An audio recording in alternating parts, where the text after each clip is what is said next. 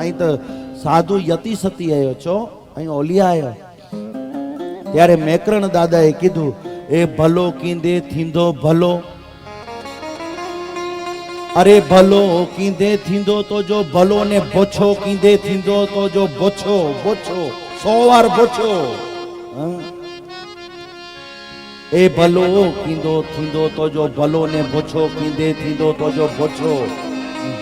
Boy પંથ પ્યા પધરા તો મુકે કોલાય પોછો. મેકરણ દાદાએ કીધું કે કોકનું ભલું કરશો તો તમારું ભલું થશે. ભલો કીંદે થીંદો તો જો ભલો, અને બોછો કીંદે થીંદો તો જો બોછો. બોછો એટલે ખરાબ કરતા તમારું ખરાબ થશે.